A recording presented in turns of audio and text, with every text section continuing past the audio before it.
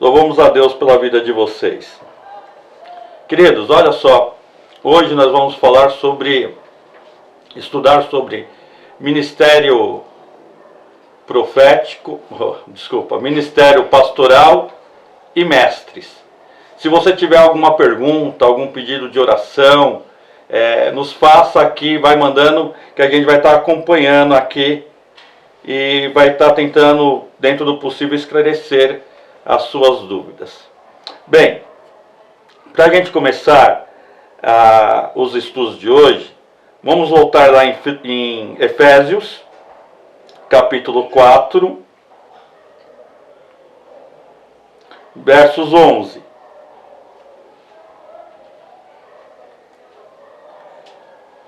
Que diz assim: Ele mesmo deu uns para apóstolos, outros para profetas, outros para evangelistas e outros para pastores e doutores.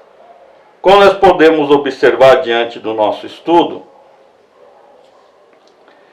nós já falamos sobre os ministérios apostólicos, já falamos sobre o ministério profético, já falamos sobre o ministério evangelístico, e hoje nós vamos falar de dois ministérios juntos, que é o ministério pastoral e o ministério de mestres, ou algumas bíblias aparecem doutores.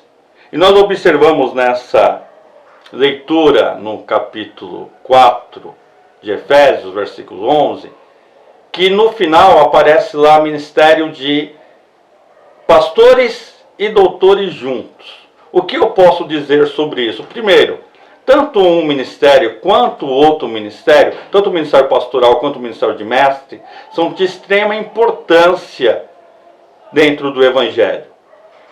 Mas vamos entender isso. Precisamos entender primeiro o que significa cada uma dessas palavras. A palavra pastorear leva a entender que é a ação de apacentar, ou seja, de conduzir, de alimentar, de cuidar. No sentido figurado, seria o objetivo de ensinar e doutrinar os discípulos.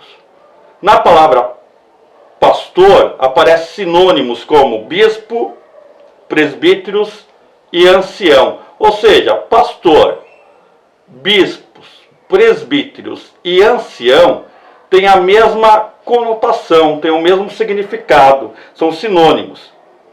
E os mestres são aqueles que ensinam, são os professores, aqueles que defendem a palavra contra os falsos religiosos.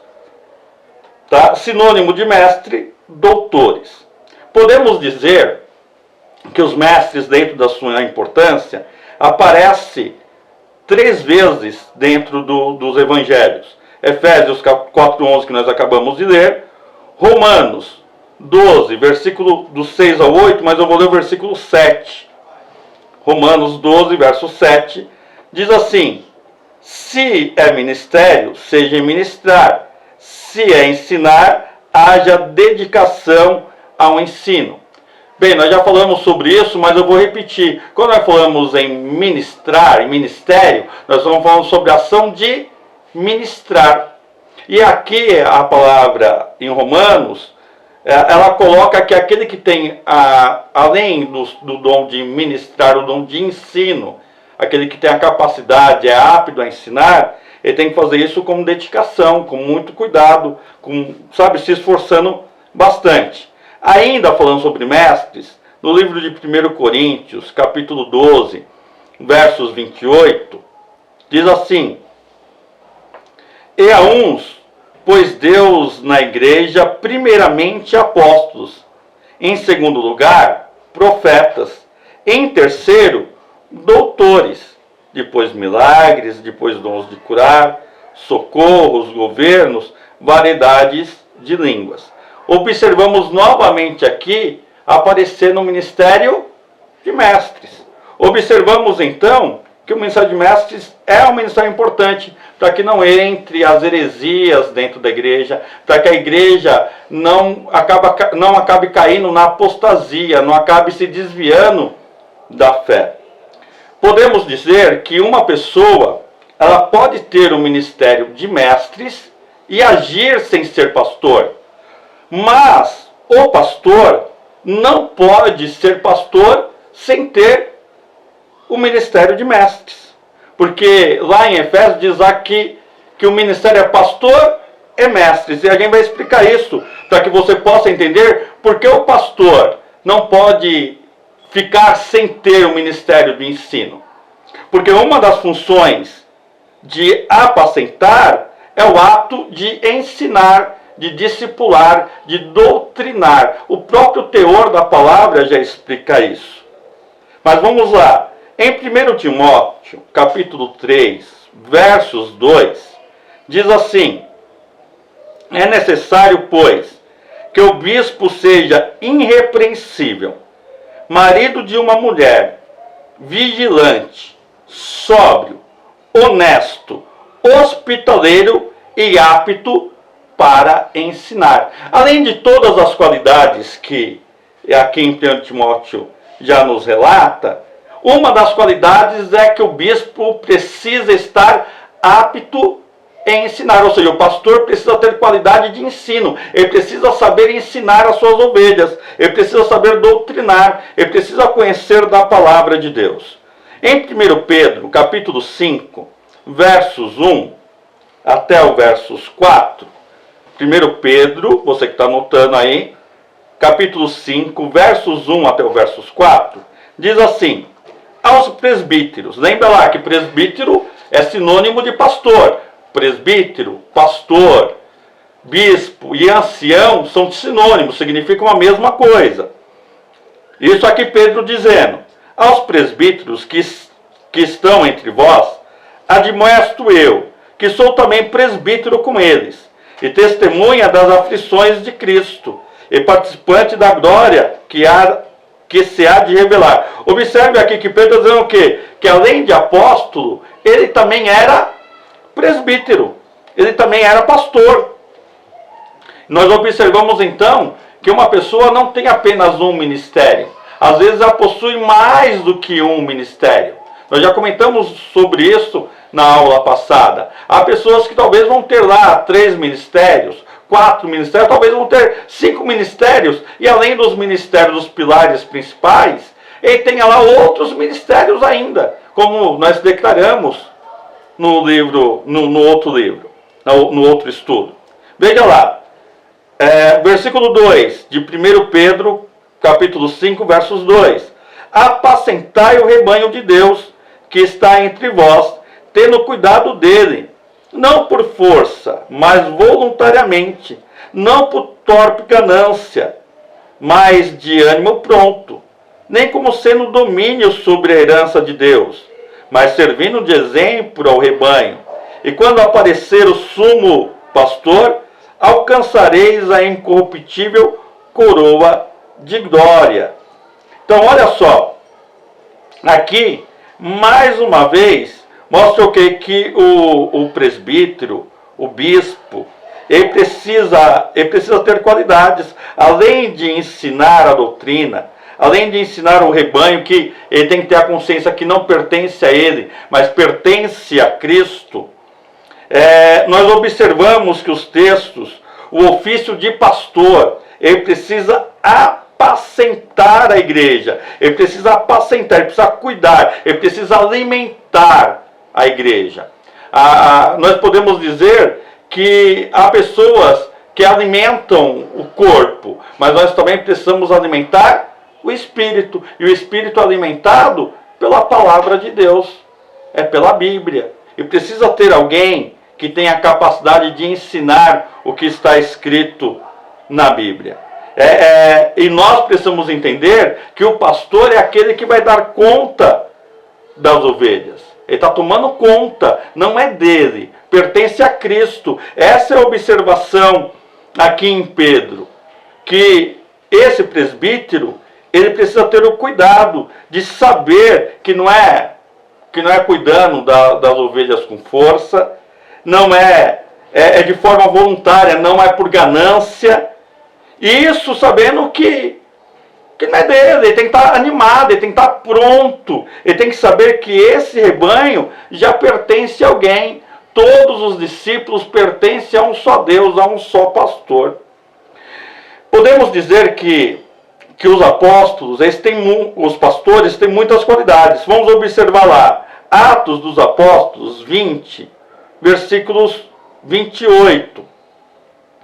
Olhai, pois, por vós, e por todo o rebanho sobre que o Espírito Santo vos constituiu bispo, para apacentardes a igreja de Deus, que ele resgatou com seu próprio sangue. Então, olha, o objetivo do pastor, a missão do pastor, ela já é declarada nesses versículos. Ele tem a obrigação de apacentar, de cuidar, de alimentar, de ensinar o rebanho, ensinar a igreja. Essa é a função do pastor. E nós percebemos que o ministério pastoral e os de mestres, eles ajudam dentro do aperfeiçoamento da igreja. Lembre lá em Efésios 4:12 que o objetivo dos ministérios é aperfeiçoamento dos santos, o aperfeiçoamento da igreja. As suas qualidades, as qualidades que o pastor precisa ter diante desses versículos, diante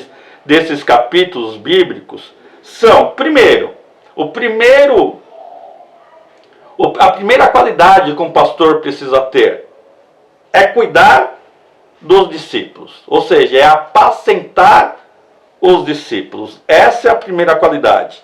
A segunda qualidade que é indispensável, o pastor precisa ser apto em ensinar.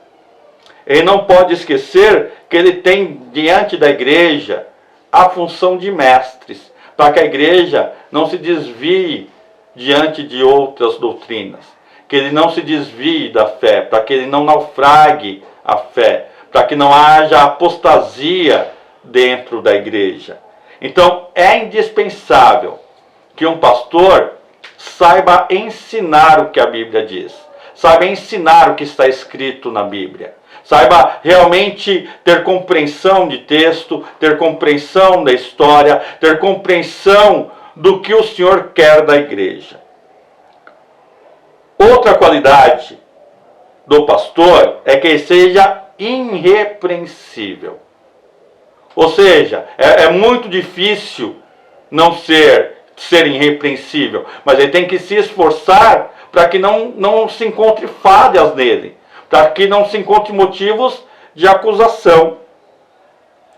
Ele precisa ainda ser marido de uma única mulher.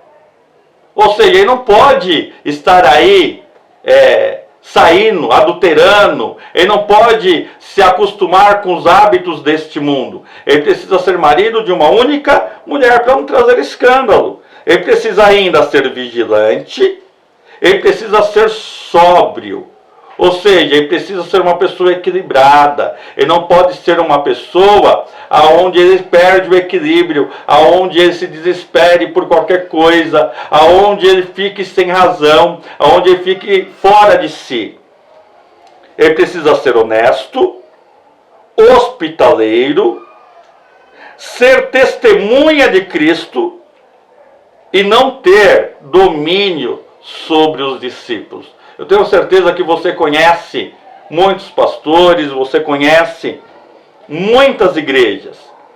E a palavra, principalmente lá em Pedro capítulo 5, está dizendo lá que nós não podemos ter domínio, nós não podemos dominar sobre os discípulos. Os discípulos são co-cidadãos, co-servos juntamente conosco. Deus nos deu a responsabilidade de cuidar da igreja, não de dominar a igreja. Nós precisamos preparar pessoas também para transmitir o evangelho para outros. Nós estamos aqui todos juntos servindo ao Senhor. Então, se você encontrar pastores que queiram dominar, queiram mandar, queiram impedir você de ser igreja, ele está deixando de ser pastor. Se ele acaba privando as pessoas da liberdade de decisão, ele está deixando de ser pastor, ele está sendo dominador. Nós precisamos ser pastores, nós precisamos cuidar, ensinar as pessoas. O pastor tem essa função, ensinar, doutrinar, mostrar para a pessoa, isso aqui é o caminho, é isso aqui que está escrito na Bíblia, é desse jeito que nós devemos nos comportar, porque a Bíblia está nos ensinando a fazer assim, não de maneira errada, não de maneira incorreta. E além de tudo, o pastor precisa ser exemplo a ser seguido. Não adianta dizer como a gente cansa de escutar dos mais velhos, talvez alguns de vocês escutaram dos seus pais, olha, faça o que eu mando, mas não faça o que eu faço. O pastor não, ele precisa dizer assim, ó, faça o que eu faço. Faça o que eu estou fazendo. Se eu estou dizendo que não pode, é porque eu também não faço.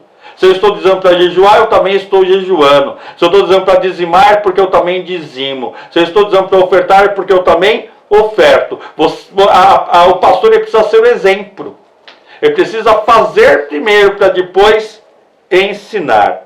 Agora, diante do pastorado, não é só o pastor que tem a obrigação para com os discípulos. O pastor tem a função de ensinar, de doutrinar, mas todo pastor, antes de ser pastor, ele também já foi discípulo. Ou seja, você precisa ser exemplo antes de chegar à liderança. Você precisa ser exemplo antes de querer que as pessoas te sigam, de querer que as pessoas te ouçam. Então, os deveres dos discípulos devem ser o de honrar, de obedecer e de orar pelos seus pastores. Observe, Hebreus capítulo 13, verso 7. Hebreus 13, 7.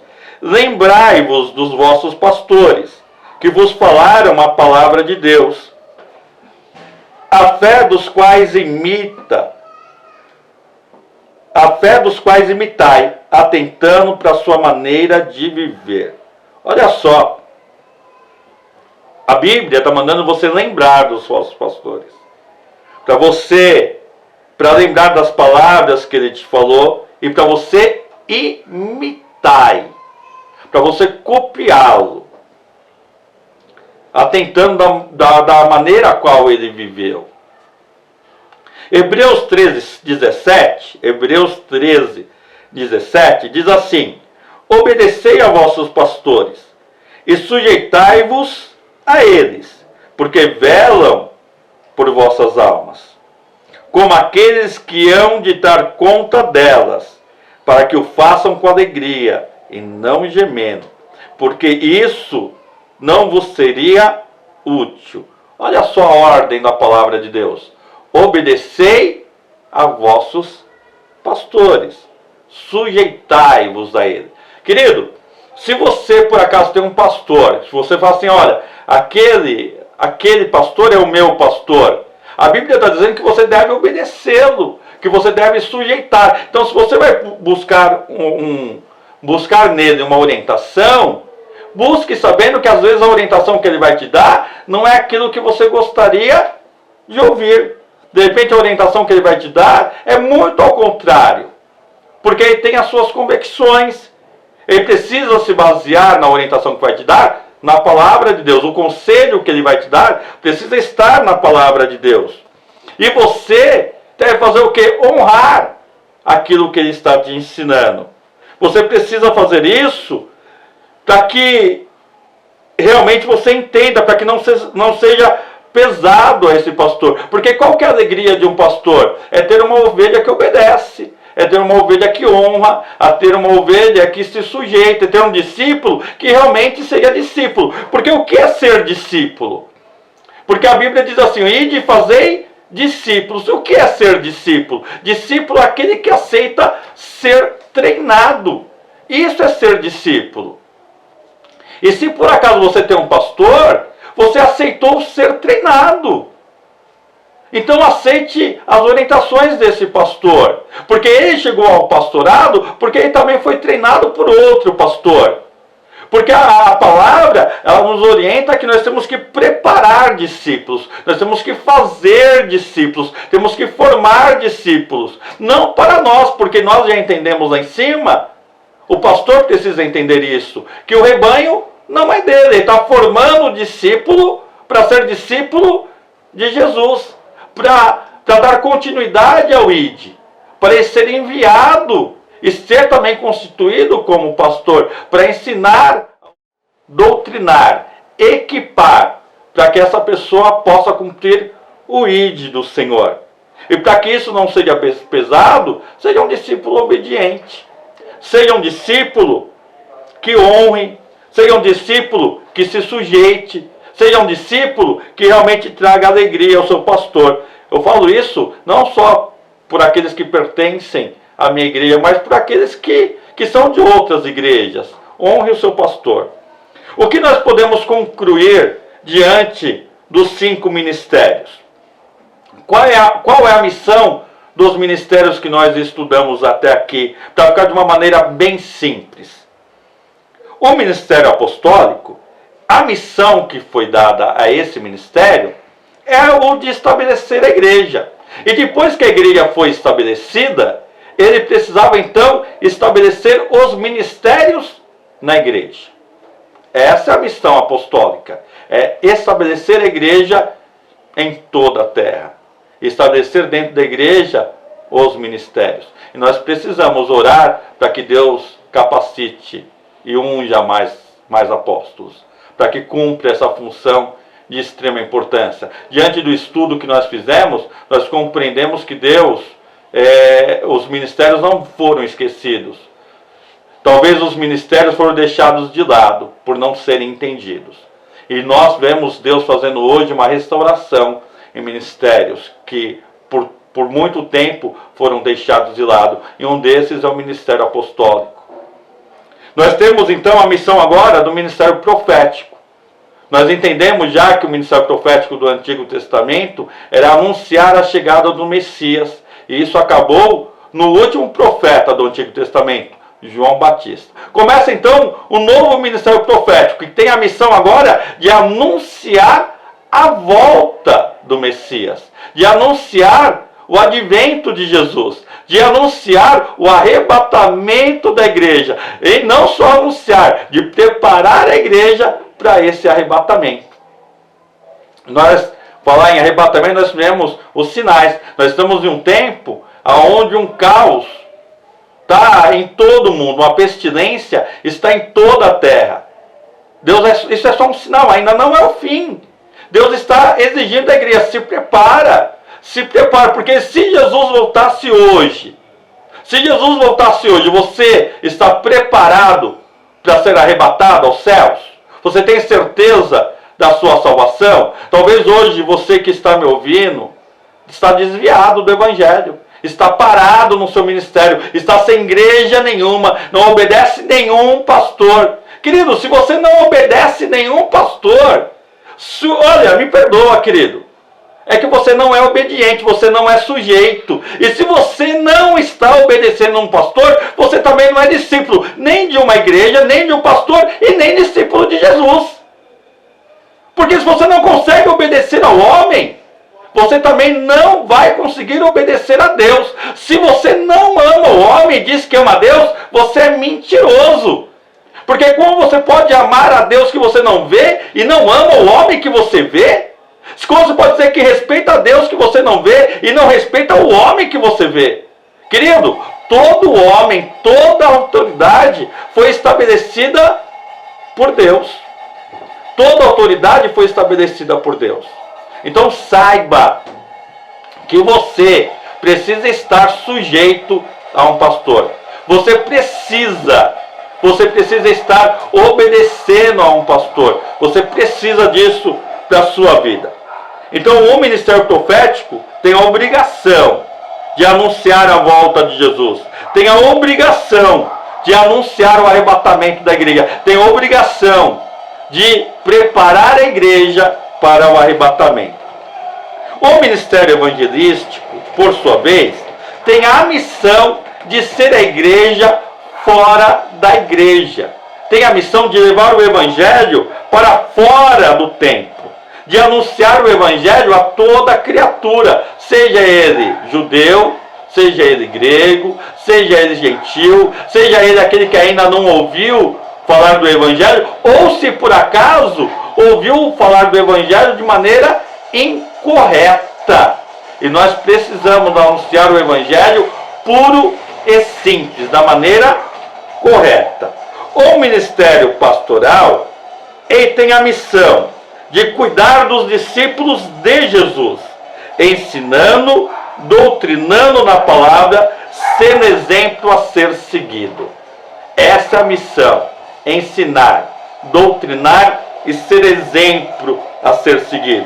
O ministério de mestres tem a missão de defender o Evangelho contra todos os ataques externos que têm a intenção de adulterar os ensinos de Cristo e dos apóstolos. Então, esses são os 5 pilares ministeriais. Semana que vem, nós vamos falar sobre os ministérios auxiliares. Aí completamos. Os ministérios auxiliares, além daqueles que já existem na Bíblia, nós vamos falar de ministérios que ainda não acontecia aqui, que não está revelado na Bíblia, mas que surgiram na igreja. Então essa é a palavra para a sua vida. Que você possa voltar rápido e possa somar junto com a igreja para o crescimento e aperfeiçoamento da igreja. Amém? Querido, é isso. Nós vamos orar novamente. Eu gostaria de convidar você para orar mais uma vez comigo. Foi um prazer ter você aqui. E tenho certeza que Deus vai te honrar. Louvado seja Deus pela sua vida. Vamos orar? Vamos colocar um louvor. Tem algum pedido de oração? Não? Então vamos orar. Orar pela igreja, orar pelo povo. Nós vamos escutando aí no fundo o panelaço. Mas eu tenho uma coisa para dizer para você. Toda a autoridade foi estabelecida por Deus. Crente não participa de panelaço. Sabe por quê? Crente ora quando as coisas não estão bem. Crente não participa de greve. Crente ora para que haja aumento. Crente não fica fazendo baderna. Porque quem responde a vida dele, a confiança do crente, não está naquilo que ele pode ver. Está naquilo que ele não pode ver.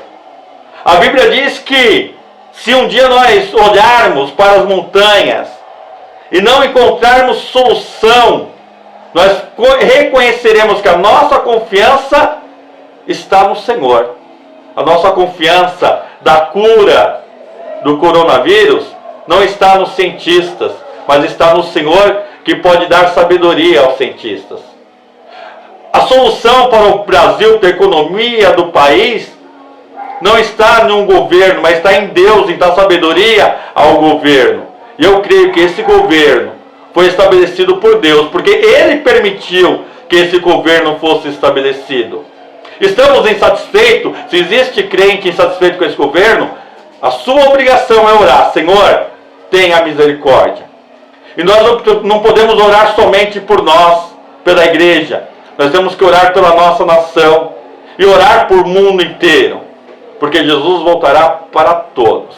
A Bíblia diz que o nosso Deus amou o mundo de tal maneira que entregou o seu Filho unigênito, para que todo aquele que nele creia não pereça, mas tenha vida eterna. Não foi somente eu, foi o mundo todo. Não foi somente... Nós ficamos às vezes em discussões por causa de A, por causa de B, devemos voltar, não devemos voltar. Querido, nós não temos partido, nós temos Jesus. Nós confiamos no nosso Senhor e sabemos que a solução vai vir do alto. É desse jeito que eu creio. Eu sou pastor.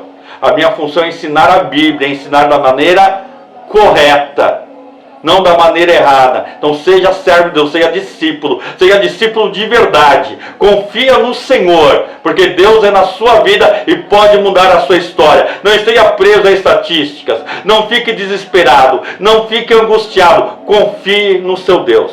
Amém? Feche seus olhos, vamos orar, nós vamos aumentar o som aqui.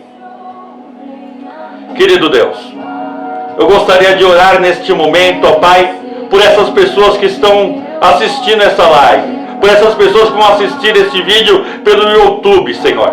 Nós sabemos que essa palavra é poderosa para mudar a história de pessoas.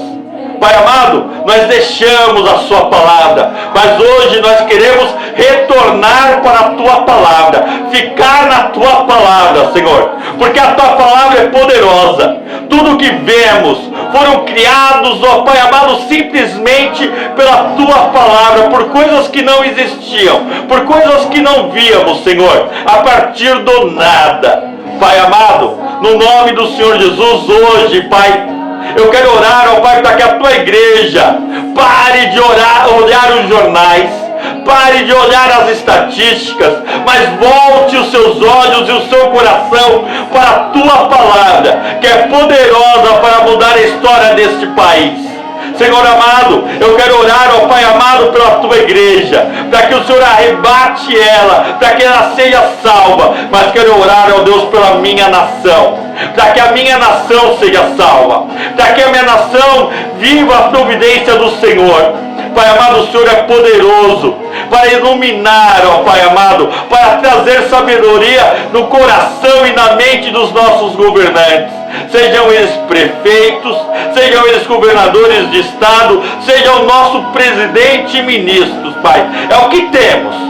Pai amado, possamos não concordar e não aceitar a corrupção, não aceitar a sujeira, não aceitar a manipulação. E o Senhor é poderoso, ó Deus, para fazer uma obra, para colocar um temor em cada governador, em cada deputado, em cada senador, em cada juiz, ó Pai. O Senhor é poderoso, mas isso, Senhor, esse temor precisa começar com a sua igreja. Coloque novamente o temor no coração da sua igreja, para que ela possa obedecer, ó Deus, a tua palavra, Senhor, para que ela possa obedecer primeiro os seus pastores. Ah, Espírito Santo, tu és poderoso, Pai. Faz a obra, Senhor, e sara a nossa nação. Perdoa a minha desobediência, perdoa a desobediência da sua igreja, perdoa a desobediência desta nação e deste mundo, Senhor, e sara, Deus, a nossa terra, sara o nosso povo, em nome do Senhor Jesus, para a honra, para a glória e para o louvor do seu nome, em nome do Senhor Jesus. Quando o Senhor voltar, o Senhor encontre uma igreja santa, uma igreja preparada, uma igreja aperfeiçoada para subir com o Senhor nas nuvens e se encontrar com o Senhor na Nova Jerusalém. Abençoa, Pai, este povo que ouve e converte os nossos corações, em nome do Senhor Jesus. Amém. Que Deus te abençoe.